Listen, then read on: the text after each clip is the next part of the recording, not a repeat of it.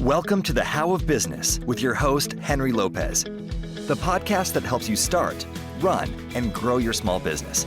And now, here is your host. Welcome to this episode of the How of Business. This is Henry Lopez, and this episode is all about the fundamentals of sales for small business owners. The sales does not have to be a four-letter word, especially since it's 5 letters. And most small business owners need to embrace sales by understanding the fundamental concepts. I think that once you learn about what it really is, as opposed to perhaps the misconceptions that you have about sales, you'll feel a lot better about it and have the confidence to feel like you can do sales. To receive more information about the How of Business, including links to the show notes page for this episode and how you can continue supporting my show and receive exclusive content and discounts through a Patreon membership, please visit thehowofbusiness.com. I want to thank a few of our listeners who I've had the opportunity to speak with recently, including Heidi in Sacramento and Chris in Austin, Texas, who recently have joined my Patreon membership program. Thank you. And I want to thank my listeners in countries around the world, of course, including the United States, Canada, Australia, and the United Kingdom. Thanks for listening to the How of Business. So what is sales? Well, sales really is, from my perspective, all about effectively communicating your value proposition, the value that you have to offer your customers or clients. I'll refer to them as buyers mostly in this conversation. And what I have found is that the best salespeople are those who are typically humble and approach sales from the perspective of serving others. It's not about convincing or conniving or tricking someone into buying something they don't need. That does happen, of course, but that's not what I recommend, and that's not usually what works best for small business owners. It's not that hard sales approach. And it's also not just about telling people how great you are. It's about uncovering and communicating the value for them. And if you can truly help the buyer, then it's more about helping them navigate through their concerns to the point of making a purchasing decision, hopefully in your favor. The business is out there, not in here. And so that's another misconception. People want to sometimes, depending on the type of business that you're in, sit behind a desk or a computer, or maybe you put up a website and expect that that'll automatically sell what you have to offer. Now, of course, I'm not talking about an e-commerce only site. Of course, then your website does do the selling. I'm talking about the other types of sales that we have to do as small business owners other than an e-commerce business. Although, if that's your business, I encourage you to keep listening because a lot of the same principles apply. It's just that you're doing your selling through your online platform. You know the most about your business when you are closest to the end consumer. And the more you know about what your buyers want, the more effective your sales approach. Here's an interesting question that Lisa McLeod, who was my guest on episode 341 of the How of Business. That episode was entitled Selling with Noble Purpose. Lisa poses this question: how will the customer, your customer, be different as a result of doing business with us? So think about that. I think that frames it at a different level. That frames it at a higher level, at a more noble purpose level, as Lisa explained in that episode. So remember that people don't buy what you do necessarily. They buy why you do it. And that's from Simon Sinek, Start With Why. Many of you maybe have read that book or have heard that book or heard about that book, as well as the TED Talk by Simon Sinek. I really recommend at least watching that 18-minute TED Talk because he frames that perspective of it's more important and more powerful that we sell through why it is that we're offering and doing what we do, as opposed to necessarily just the what we're doing, the features of what we're offering. And I'll come back to that point in this conversation. But let's get started with some of the misconceptions, some of those misunderstandings perhaps that some of us might have about sales, especially if we've never done any type of sales in our career or in our past. And now we have a business that requires us to do some level of selling. So as I mentioned at the start, it's not about manipulation. That's not what sales should be about for most of us. At least not if you're selling a product that really has benefit, a service that can really help your clients. If that's what you're offering, then we should not be having to manipulate or force or trick anyone into buying from us. The other misconception is that it's just a numbers game. And while that's partially true, right? Some of it is a numbers game. In other words, if you don't have enough leads to work, enough qualified leads, then it's going to be very difficult for you to meet your sales objectives. That is certainly true. So in that regard, it is a numbers game, but the point here is about looking at it as just a numbers game. These are individual potential buyers that have a need or a desire, and hopefully you have something of value to offer them. And so it's about communicating that. Another misconception is you don't have to sell. If you're good enough, people will find you. And certainly there's a lot of truth to that. You could argue that once you get to a point, your business continues to grow by referrals, but I would argue that that is a type of sales. You've gotten to that point with your reputation, with your brand, with your experience. You're hopefully ideally encouraging people to recommend or refer you. And so that is a version of sales. But regardless, initially, we're not going to have those referrals. We can't depend on that when we first start our business. So you have to sell the value of whatever it is that you're offering, even if it's a service that gets referred eventually. Another misconception, and this is really more about how to go about selling something versus the actual concept of sales, and that is that it's about giving buyers lots of potential choices, lots of menu items, lots of packages. The reality is that all of the research shows, and my experience confirms it, is that the more options you give people, the more likely it is that they make no decision. Because what happens to most of us, it's a human nature thing, is we can get overwhelmed and paralyzed if we can't feel like we can make the right decision. And so less options usually is actually better from helping people make a decision. Another misconception, this is all about the features. If I just tell them all of the different features that I have, all of the different aspects of how my product or service works, then eventually they'll hear something that resonates and then they'll buy from me. And that is true, but that is not only a painful and time-consuming and potentially detrimental way to go about sales, it's just not how people buy. We need to help them connect the dots to see how these features that we have in our product or service solve a problem or address a need that they have. And that's what we're doing when we're doing sales the right way.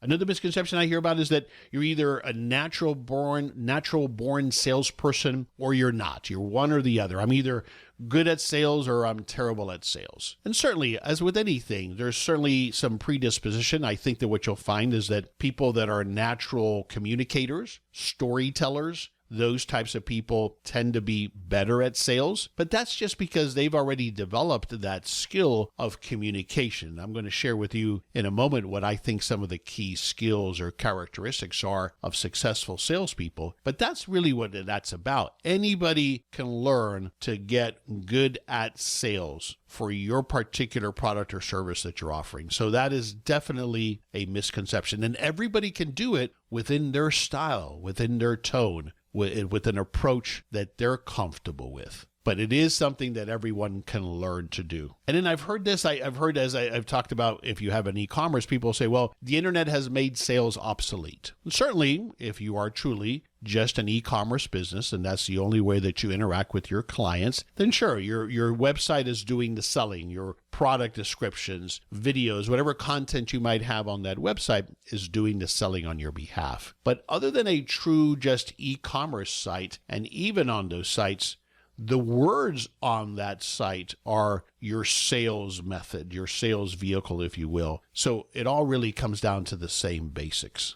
So what's the difference between marketing and sales? And that's very fundamental, but I think it's important to understand that the role of marketing is to generate and to some degree nurture interest in what it is that you have to offer. So we spend money on marketing and advertisement to get the word out and to generate potential opportunities for what we have to offer. So marketing generates the interest, and in sales is the process of communicating value and, of course, generating revenue by ideally closing new business, bringing in new revenues into the business. As the owner, we have to be effective and comfortable with communicating our value proposition. If nothing else, that's how I want you to think about your responsibility as the owner or one of the owners or one of the principals in a business, that we cannot say, well, somebody else will take care of sales. Now, that might well be true. Maybe it's a partner. Maybe, of course, you might hire somebody. You might be a larger organization, so you have a team of salespeople. That's great. But as the owner, and especially in the early days of building your business, you have to at least be very effective at communicating your value proposition. And guess what? If you can do that well, and we all must, then that's the core of sales. That's really what it's all about. Now, there are other skills that come into play and other techniques and a process that you apply, but really that's what you're doing. You're communicating the value of your product or service to a prospective customer or client. That is at the heart of what sales is about. Now, talking about marketing and sales, it's always important, depending on where you are and how developed you are with these things, is that you go back to that marketing plan, or if you don't have one, you start there, your marketing and business plan. The marketing plan should have been a subset or a component rather of your business plan. If that's the phase that you're in, then great. You got to make sure that you have that spelled out. But for those of you who've been listening to my show, or if you go back to episode 388, I talk about your small business avatar. And so the avatar, which is also sometimes called the ideal client or the target persona, is that person who you are creating your business, your content, your services, and your products for. And this, by the way, definitely applies whether we're talking about an e-commerce business or a physical brick and mortar retail location. For business to consumers, B2C, your avatar is an individual person. And as I talk about in episode 388, when you're getting started, ideally you niche down as much as possible to one target avatar if possible. For business to business, for B2B, your avatar is probably the decision maker in that target company that you are trying to get as a client, or the buyer there, the influencers as well as the buyers. So that's what we mean by that target avatar, depending on whether you're selling to consumers or you're selling to other businesses or both. So if you don't have that clearly defined, that's where you need to start with being able to do sales effectively in your small business. If you're not able to clearly articulate who your target audience is, and audience is probably a bad word because audience represents a lot of people. So I really want you to think of one person ideally, especially when you're getting started, or one ideal type of company, and be very specific, like in size and what they do and where are they located and how do they buy, all of those specific things, as specific as possible. If you don't have that clearly defined, that's where I encourage you to start. And what we're thinking about as we're developing that target avatar is we're thinking about these questions and how we're going to address them. First is, what are their problems, pains, or needs? Their problems, pains, or needs. The idea of business, for most of us in small business, is we have identified a need, a problem, a pain, or a need that exists in the market, and we're going to provide a solution for that. Now, we may not be the only ones. Ideally, we're providing it in a slightly different way or in a better way. We're reinventing something, revolutionizing something, or we might have a completely new product. Nonetheless, if there's not a problem, a pain, or a need for our solution, then it's going to be very difficult to sell that, right? How do you help them address that problem? So that's at the core of your value proposition. What is their pain or problem?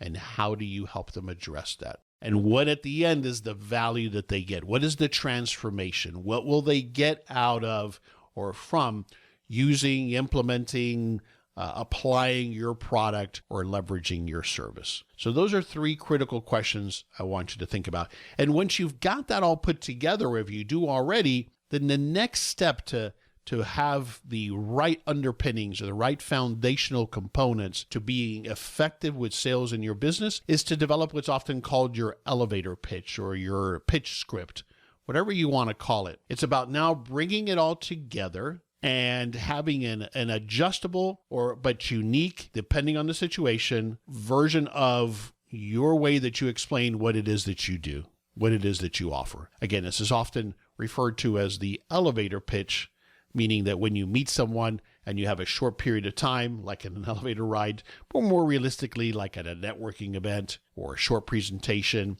or a chamber of commerce mixer or a sales call, that first time you call in or visit a prospective customer, that you have a concise pitch on what it is that you help people with and what that value is and are able to communicate that quickly to the point that the response ideally is from the other person, that sounds interesting, tell me more. That's the whole goal of an elevator pitch, is to get attention, kind of get awareness, uncover a need, and then have them ask for more. Now, it's slightly different if your business is a retail business and people come in to your retail establishment. Obviously, then, when people walk in, you're not giving them your elevator pitch. But I want you to think about how you nonetheless communicate this. And I want you to observe when you go into the better retailers that you might shop at, observe how they do this through the environment, through the messaging and signage, through perhaps how somebody greets you or doesn't greet you, how they treat you at the register.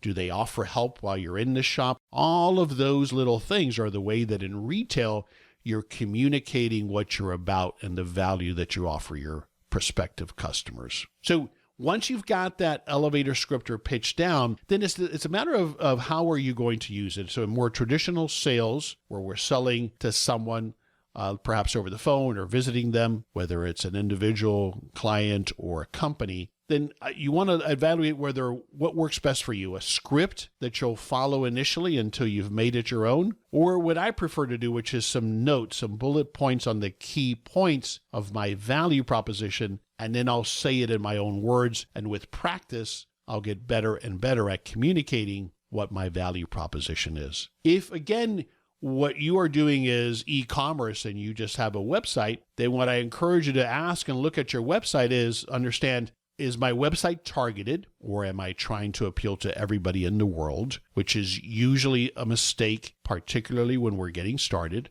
Or have I clearly identified who my ideal buyer is? And everything that's on that website, all of the words, the messaging, the images, the videos are targeted at that ideal person. That has a higher probability of success because now I'm looking for my group of people, my tribe, the people that are going to connect with me, my brand, my messaging. And that usually, especially when you're getting started, is much more effective than trying to appeal to everybody.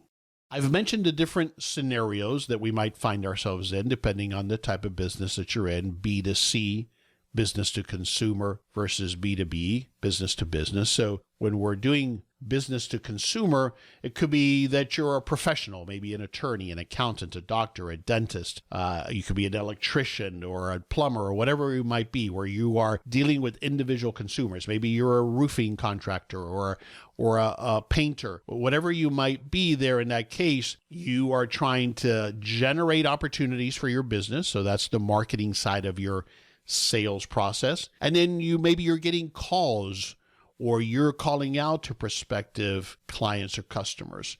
So in those scenarios, a lot of these things that we've talked about apply directly. I mentioned that if you're a retailer, well, that's a slightly different case. You're not going to be presenting your value proposition to someone who comes into your shop, but I want you to think about it from the perspective of how else do you communicate that value proposition? And of course, like I mentioned, there might be home services company. A lot of time in those cases, you might get a lead online, for example, and then you have to follow up with them. So what is your process for all of that? I'm going to talk about that in more detail here in just a moment, the sales process. From a business to business perspective, you have some different considerations, as I mentioned. You've got gatekeepers and influencers. You typically, depending on the size of that company, are not going to be able to pick up the phone and get directly through to the decision maker unless you've got a prior connection or relationship that you're leveraging. So we have to learn to get past what we call gatekeepers, the admin, the secretary, the assistant, the manager, whoever it might be, who you probably have to get through or help you get to the people who are actually going to make the decision. That's a lot more complex of a sales process. And so there you need to make sure you've got a solid process in place and have developed and practiced and fine-tuned certain skills that help you get through those different phases. Maybe you're offering consulting services. Maybe you're a supplier to other businesses. Again, when you're talking about B2B, there's a level of complexity depending, of course, on the price point of what you're offering. So I just wanted to set the stage there and understand that, yes, of course, there are differences here as to how we execute on this, how we deliver sales, depending on what type of business you are. Let me share with you at a high level now a typical sales process. And I'm generalizing here and talking very high level. You may need or not need some of these steps, but these are the steps in the process at a high level. There's the initial engagement. So again, marketing, ideally your marketing efforts and your advertisement as a component of your marketing generates interest, or what we refer to as leads, opportunities. Again, typically in the case of when we're selling to a consumer or even to businesses. If we're talking about retail, that marketing obviously hopefully generates traffic, people in the door. So this process relates more to not the retail type client, not the retail type of setting, but any other setting where you're having to engage with the lead and convince them that your solution is the best for them. So that's what this process generally relates to. It doesn't apply as much obviously to a retail scenario or even to that point an e-commerce site. But for all of those other types of businesses, this is typically how to think about the sales process. So that initial engagement, marketing generates interest, generates leads, and then you have to work those leads. A couple of tips here that are really powerful. That is, depending on how dependent your business is for leads, and that's important to you. In other words, generating a stream of constant qualified leads is important, then a couple of things. It's important to begin to qualify and segment those leads so that you work on the most qualified leads first. That's what's most important. That's how you prioritize. Again, some of you might be thinking, well, I wish I had that problem. I don't have that many leads. Fair. But hopefully, as you get to a point where everything does start working well and you are in an industry and in a situation where you're generating lots of leads, I want you to think about that. How do I prioritize? And it's always the most qualified leads first.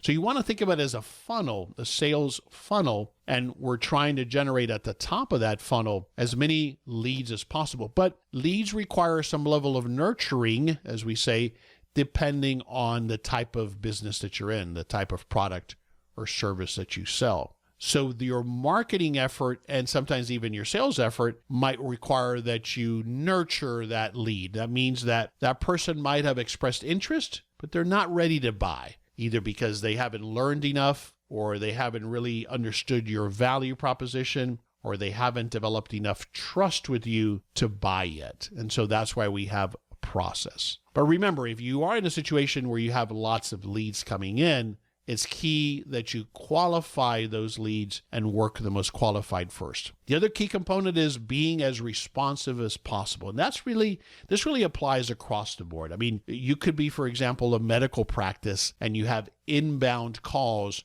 from prospective new patients. The most important thing you can do is to be sure that you answer those calls as promptly as possible, ideally by a live person. And then if you're not able to handle them right away, at least you've answered the phone, you've acknowledged their interest, maybe you've qualified them a little bit to make sure that they called the right place and that you have at least at a high level the types of, continuing with this example, the right type of medical services that they're looking for. But once you've qualified them, then either ideally you book an appointment, or if it requires a callback, you tell them when you're going to be able to follow up, and you do that as quickly as possible. In all sales, the sooner you respond to an opportunity, the better. What happens is people will move on to the next option if at all possible. So if we don't return those calls or we don't answer the call, then people get very quickly frustrated and will move to the next one on the list, or will find someone else or ask for another recommendation. So that is most critical at that very top of the process. When people contact us, we need to respond as quickly as possible.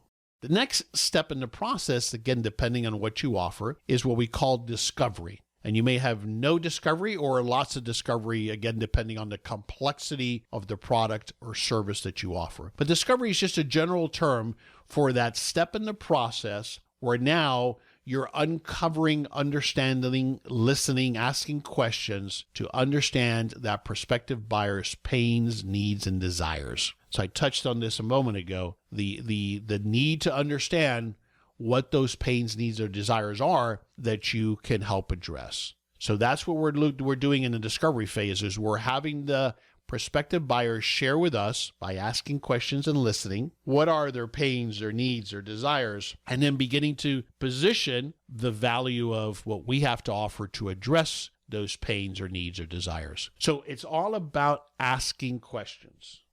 So in this stage, but really this is a key component of sales, regardless of any kind of sales that you do, where you're interacting with someone, where you have the opportunity to interact with someone, is asking good questions. And the more prepared you are with the good questions to ask, the better. And you'll be prepared if you've given thought to the points I made already about who is your target avatar, your ideal customer or client. What are the pains and needs and desires that you address? And putting together that list of questions ahead of time that are good questions to ask to help them uncover, to help you uncover and have them share with you what those are. It's about asking good questions. That really is one of the key components, probably the two key things. The other one is listening. I'll talk about that in a moment. But asking good questions. I believe that you can tell the quality of a salesperson by the questions that they ask. I think that you can tell who's a good communicator, period, based on the questions that they ask. Asking good questions is fundamental to being able to connect with a prospective buyer, to understand what they really need, and then proposing a solution for their need, their pain, or their desire. As opposed to, I'm just going to tell you everything that we do, all of the features of my product, and I'll let you stop me when you've heard enough. That is a really bad approach that not only exhausts and confuses and potentially paralyzes a potential buyer, but it just doesn't connect. It doesn't connect. So that's what we call the discovery phase, where we're learning about the buyer's pains, needs, or desire and asking questions. And then once we proceed with that prospective buyer, if they continue to be qualified, then we go more into the heart of the sales process, which is now we present back to them our proposed solution for them. And again, I'm taking this at a very high level and taking it step by step. Depending on what you offer, a product or service, you may spend more or less or completely skip some of these steps. So understand that. I just think it's important to break it down step by step to understand what a sales process can look like. And then hopefully you'll take from this the pieces that make sense for what you're offering. But the sales process is about positioning your solution. Now that we hopefully clearly understand, or as clearly as possible, depending on the situation and time, now that I clearly understand that prospective buyer's needs, pains, or desire, I can now propose a solution as opposed to just a product or service. And I know that word is overused, solution. Everybody throws around the word solution. But in its true usage, and if you're really doing sales correctly, it really is, ideally, a solution, your proposed solution for the pain, need, or desire that they have. Now, part of that, again, depending on your situation, is knowing your competition.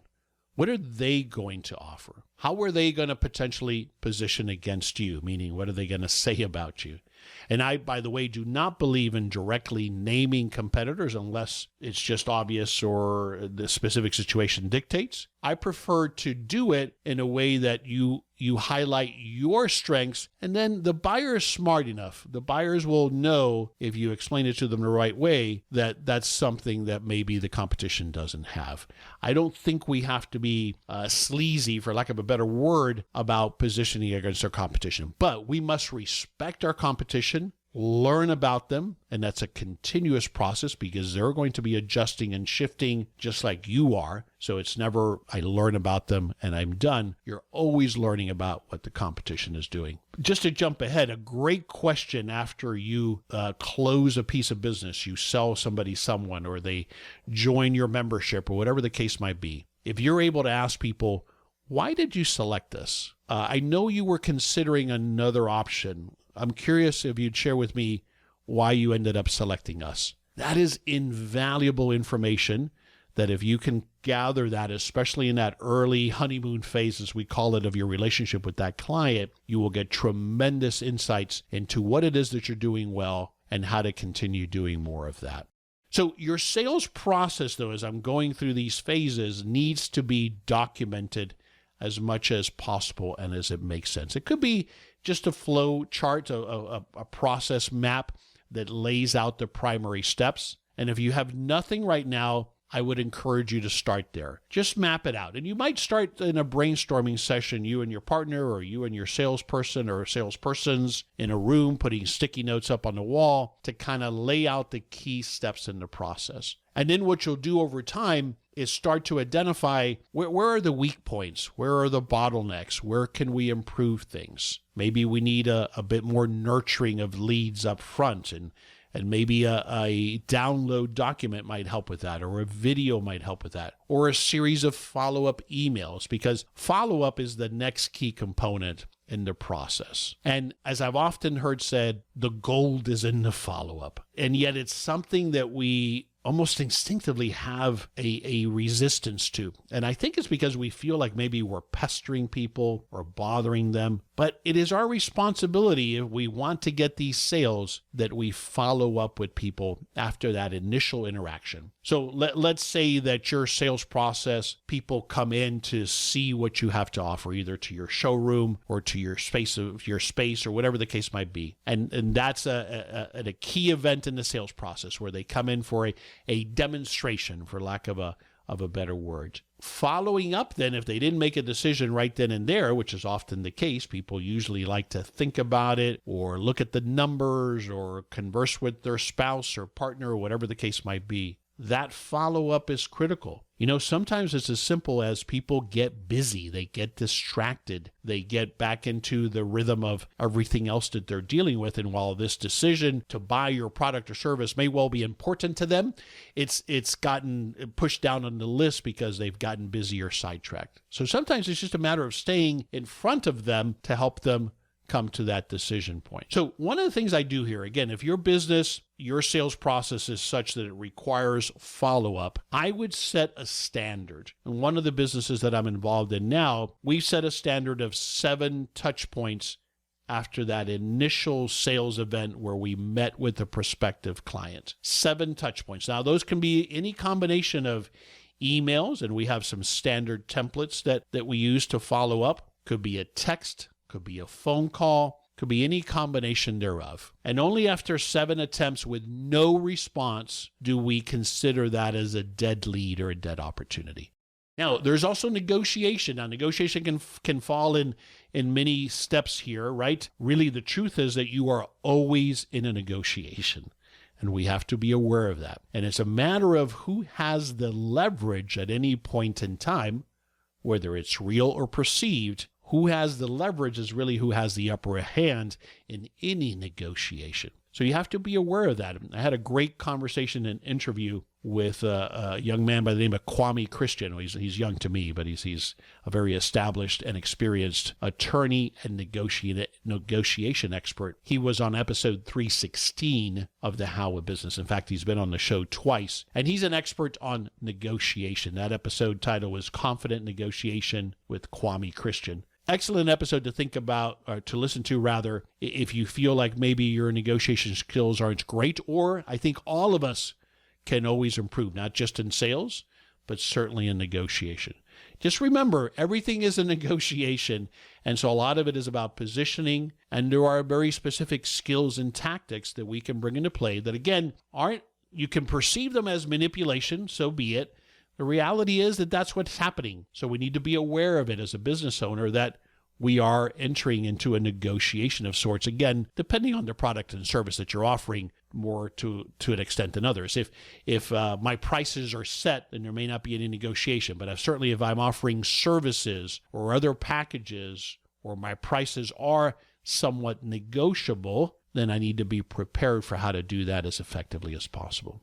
All right, so as we've been breaking this down, I have that initial engagement of that lead that comes in, the discovery process, which is what we refer to as that asking of questions. And again, that I'm going through it here sequentially, but these things overlap. You're always ideally asking questions to some extent. Then there's the heart of the sales process, where you are proposing, positioning, customizing your solution. Or it could be as simple, well, let me go and get off the rack the thing that I think best suits you. Right? That's an example of it from a retail perspective.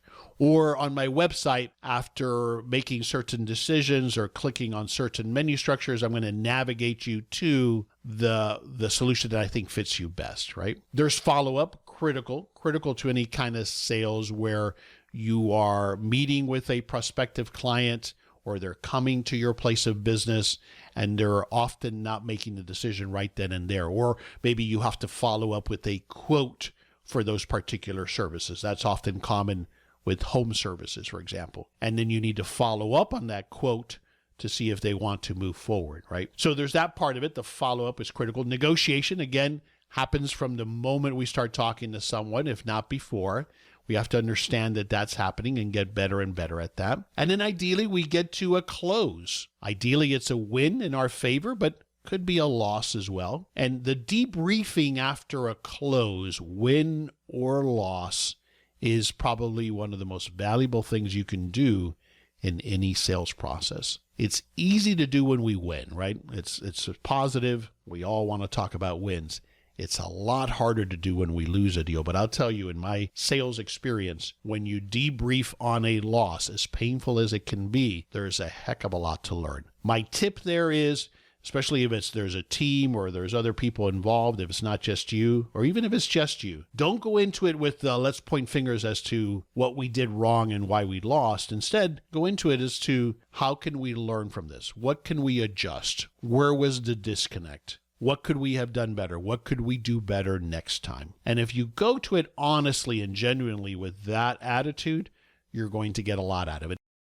I want to inject an important note here about closing. In a sales cycle or sales process that involves meeting with or having some sort of communication with a prospective client, it's important that we ask for the business. This is often where I see a big disconnect, business owners hesitating to ask for the business, to go for the close, especially if you've not done any type of sales before. You feel again that it might be pushy or presumptive, but in fact, we do sometimes, if not always, need to ask for the business. And there's all kinds of different ways to do that so that it doesn't come across as pushy or aggressive. Do it within your style or tone, but we do have to ask for the business. And we want to ask for the business at the right time, but once you've asked your questions, you understand what their pain, need, or desire is, you've proposed a custom solution, you've gotten validation from them that this is of value to them, then that is usually the appropriate time to ask for the business. Now, they might say, I'm not ready, or I need to consult with someone else, or whatever their process might be. That's fine, but you'll be surprised as how often people need to be asked to actually finalize a deal or a transaction or a sale. And so that's why it's so critical that we learn how to ask for the business.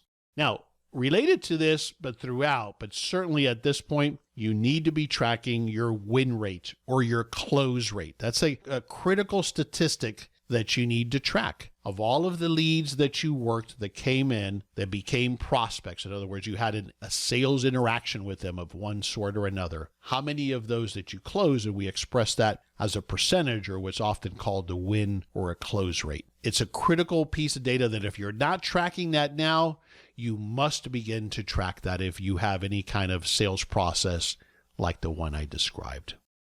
Regardless of your sales process or the type of product or service that you offer, let's talk about generally some characteristics of great salespeople. What are those components? And this is not a comprehensive list, but these are the things that come to mind to me as some of the more critical things that we have to develop. And I want to make sure I emphasize that because I think that for the majority, if not all of these characteristics, we can develop these skills or characteristics. I do not believe that you're either born as a salesperson or not. Are there some of us, again, as I said at the outset, that have a predisposition? Of course there are. Again, people who come to it with strong communication skills, you're going to have an advantage. But I would say to you, though, that again, being able to communicate the value of your business is something that as small business owners, we must learn. Because whether you're actually going to be the person selling the product or service or not, certainly when we get started, you must be the champion for your business or one of the key, if not the leading champion for your business, which means You have to communicate the value proposition of your business, whether it's to investors or to partners or to your team, or if in the case of you actually doing or leading your sales efforts. So we don't get to hide from being the person who leads in communicating the value of our business. So what are some of those characteristics? Empathy is one of them. I think that's towards the top of the list. Being able to connect emotionally. Some people refer to this as emotional intelligence, which is that ability to effectively read, maybe influence and control and react to emotions. But the empathy component is a key part of it, being able to put yourself in the position, in the shoes of that prospective buyer. That is critical. And again, I think we're all born with that. Maybe some of us are more tapped into it than others, but we can all learn how to do that, or at least focus on that as it relates to selling the value proposition of our business. Of course, to that end, I can't communicate the value proposition or what my product does or what my service offers or how it can help you if I don't have a deep understanding of it. But listen, I have to think that all of you listening as business owners, you have a deep understanding of what it is that you offer. If you don't, if maybe because you've acquired this business or you're new to the industry, maybe it's a franchise that you're considering, whatever the case might be, then this has to be top of the list, is to dive into understanding your solution in particular and perhaps the broader industry and how you fit in. I mentioned the two key things, asking good questions, and the other part, I think, of being an effective communicator, therefore a good salesperson, is deep listening skills. On episode 233 of the How of Business, I had the pleasure of chatting with Oscar Trimboli, and Oscar Trimboli is an expert at deep listening. That episode's entitled Developing Deep Listening Skills with Oscar Trimboli, and he talks about there what is really something that we have to work on. It really is a skill, a habit, a discipline of listening to other people. And this will help you, I assure you, this will help you in all facets of leading your business, because I think we can all get better at listening. But in sales in particular, the better questions we ask and the better we listen, deeply listen, the more effectively we're going to understand that prospective buyer's pains, needs, emotions, and what it is that they're looking for. And then it facilitates my ability to offer them, ideally, something that helps them. So that's all at the core of the characteristic that, of course, is at the foundation of being a good salesperson, which is to be a strong communicator. You have to have those high interpersonal skills. You have to have active listening, as I just mentioned. You have to be a clear and concise communicator. You have to ask great questions, and you have to get good at communicating benefits, not features, but benefits. You have to understand the difference between those two things. I can rattle off the 20 things that my product does and hope that my prospective buyer will hear one that means something to them, or I've clearly understood as much as possible what my buyer needs, and now I can highlight a solution for them, not give them a laundry list of potential benefits for them to pick from. That's much more effective. And it makes the process of selling so much more enjoyable, because now you really can believe and embrace and focus on the fact that you really are delivering value for this prospective buyer, not just something they may or may not need. You're not tricking them. You're not selling them something they may not have any use for.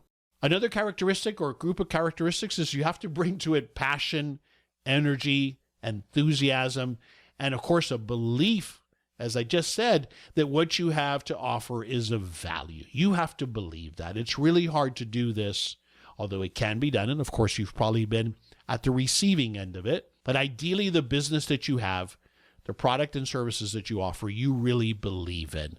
And you believe that it can help people or provide them whatever it is that they're looking for. You know, it might not be necessarily a pain. It might be an aspiration that they have that you're providing. But you have to bring to it passion, enthusiasm. And as the owner of the business, you have to communicate that to your team if you're not the one doing directly the selling. That's got to come across on your website if that's the primary platform on which you are communicating your value proposition. And in all of this, as I've just mentioned, I think it needs to be based on honesty and integrity. Now, we're still selling, okay? And people confuse that. People think, well, I can't sell and then be completely honest.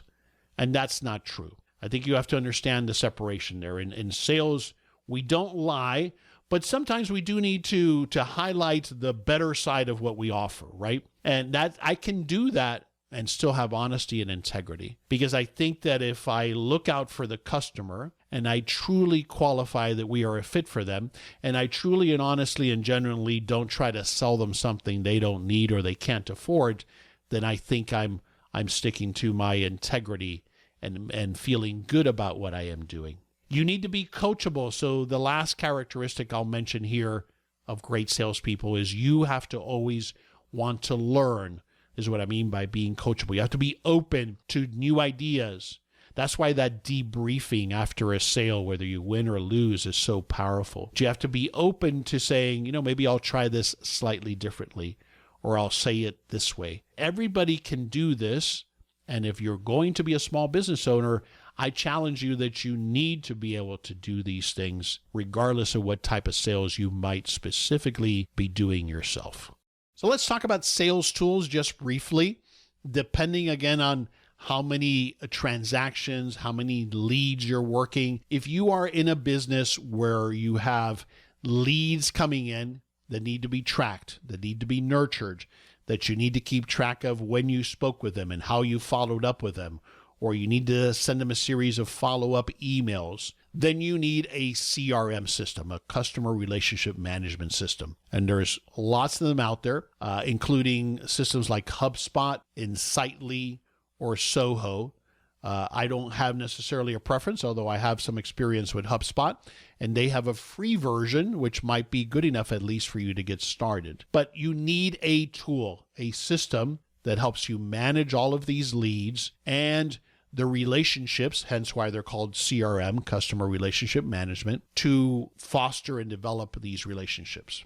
Related to that, and some of these CRMs include this, but some of them, it may make sense to have it in a separate system that talk to each other, and that is an email marketing platform like MailChimp or Constant Contact. On episode 415 of the How a Business, I did a whole episode on email marketing. And so if that's something that's new to you or you want to learn more about, I encourage you to listen to episode 415 of the How a Business about email marketing. Now, there are other tools. If you're a retailer, then certainly you depend on a POS system, a point of sale system that does more than just be a cash register, but allows you to track as well who your customers are, their spending habits, maybe conduct or manage a loyalty program. So that's another tool that's essential to you if you're a retailer. But be sure you identify and implement the right tools at the right time to support your sales process. Now, let me share with you some thoughts, some further thoughts. If you have a team, a sales team, whether it's one person or a group of people that do the selling at your organization. So that's for those companies that have a sales team. A few things for you to think about. First is where I often find the biggest challenge is your comp plan, the compensation plan, how you pay them and incent them to behave a certain way. You always have to revisit that and make sure, A, that your salespeople have a clear understanding of how it works, how they make money, and how they have a potential to earn more. So simple is usually better, especially at the beginning. And then is it incenting or motivating them to do the right things? So if you're seeing a particular behavior that isn't in alignment with how you want them to behave, often if you look at how you're compensating someone, it'll tell you why it is that they're behaving that way. One of the things with sales plans, sales compensation plans that I always recommend is a sales comp plan isn't forever. Usually in more sophisticated, larger environments like corporate environments, a comp plan will be for a year. And in every year, the details of it can change. The motivational components of it can change. The quota components definitely change. So that is how it's done. I encourage you that when you roll out a comp plan, even from the beginning, that you say, this is the 2022 compensation plan, for example. That sets a tone that this comp plan, the way it's currently structured, isn't forever. We're going to continue to evolve it depending on the needs of the business and the needs of our customers. Another thing to think about is your sales team or your salespeople accountable also for the delivery or implementation of that product or service? It may not make sense in every environment, but typically it goes back to the alignment point. If a salesperson is only compensated in measuring on closing a new deal, then you are incenting them to perhaps not be as worried about, can that customer actually realize the value, implement it, use it the right way? So think about, is their compensation have a component that's tied to your client, your customer, actually being able to implement or achieve certain benefits or whatever the case might be in your particular business. The other thing to think about then is, are you supporting them correctly? Do your salespeople have the resources that they need to do their job? And resources is a broad term, right? It could mean tools, could mean technologies, it could be marketing materials, all kinds of things that you're always looking at to answer that question. Does my sales team or salesperson have what they need to be effective in their role? And then invest in them just like you need to invest in yourself in developing skills. It's critical as salespeople, whether they're on our team or it's ourselves, that we continue to develop and invest in developing our skills. There's a couple of downloads that I'll have on the show notes page for this episode and a recommended resource link. The downloads go back to what I was referring to as the avatar. I have an avatar profile worksheet that'll help you with creating or perhaps revisiting, because that's often something I encourage as well.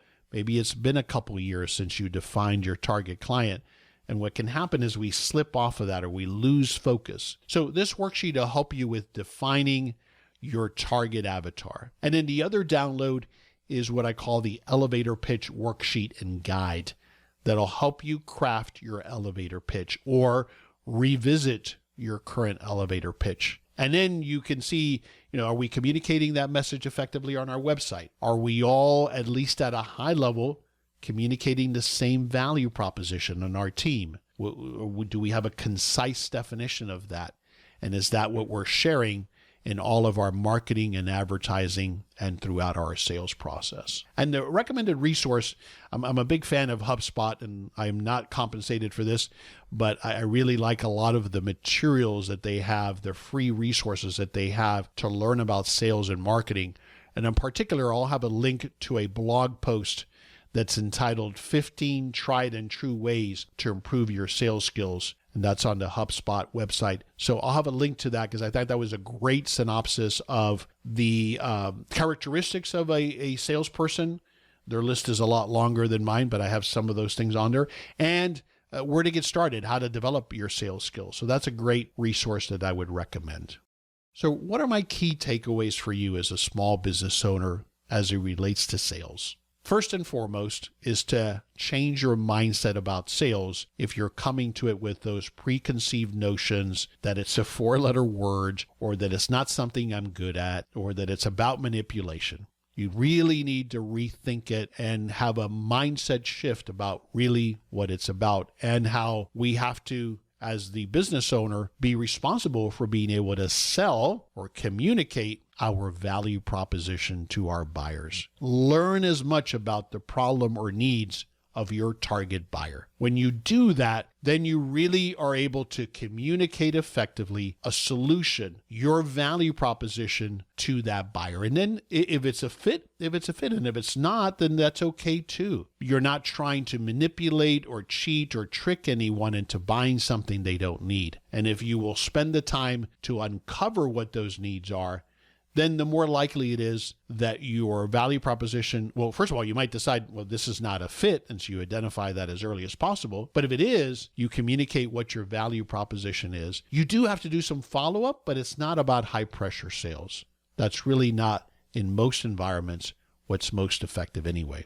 You have to be willing to learn and develop your skills related to sales and really fundamentally related to communication. Get the help that you need. Get some training, get some coaching. I hope that's one of the things I help my clients with, my coaching clients with, is this whole concept of sales. So get help or get training. There's lots of courses, lots of free resources, and then just do it. Have the courage to do it, because until you start doing it and refining your approach and refining your techniques over time, you're not going to get better at it. So we have to get out there and do it and communicate our value proposition. And that's how you will get better and better at sales from a small business owner perspective.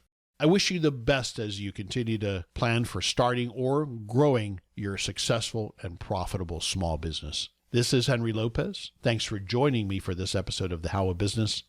I release new episodes every Monday morning, and you can find the show anywhere you listen to podcasts or at my website, thehowofbusiness.com. Thanks for listening. Thank you for listening to The How of Business. For more information about our coaching programs, online courses, show notes pages, links, and other resources, please visit thehowofbusiness.com.